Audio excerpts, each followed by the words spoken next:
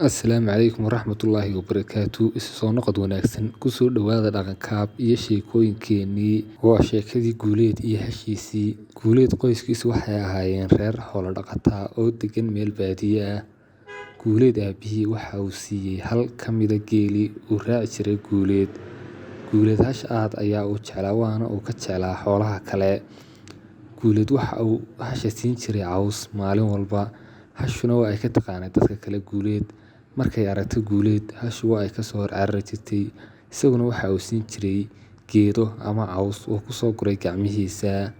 Maalin maalmaha ka mida Guuleed oo ka maqan geelii ayaa hashi waxaa ka cunay libaax. Guuleed waxa uu sidii caadada u ahayd soo qaaday geedo isagoo isla u gee hashaadii.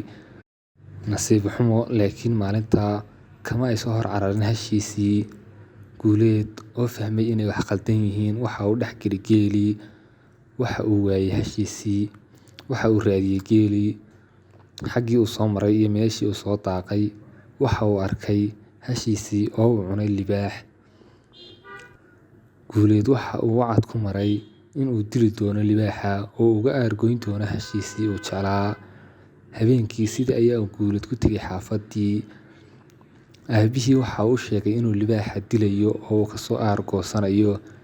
Aabihii waxa uu ku yidhi wiil yar baa tahay libaaxa waxba kama taqaanid ee iska daa hashaas libaaxu cun soona noqon maysee. Guuleed halkii kama uu sii qaadin hadalkii aabihii. Waxa uu sii muuqatay hashiisii uu cunay libaaxu.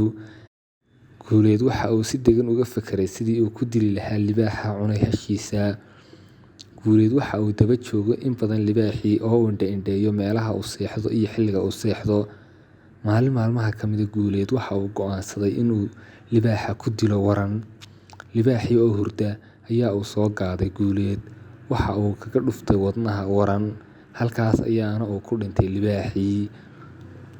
Guuleed waxa uu soo qaaday qayb ka mida libaaxii oo uu soo jaray waxa aanu keenay xaafaddii. Dadkii xaafaddu waa ay u qaadan waayeen wiilkan yar sida uu ku dilay libaaxa. Oo cidina kama ay rumaysan inuu soo dilay libaaxa. Hase ahaatee waxa uu kaxeeyay dhalinyaradii xaafadda oo waxa uu soo tusay halkii uu ku dilay libaaxa. Sidaan ayaa lagu rumaystay inuu Guuleed dilay libaaxa.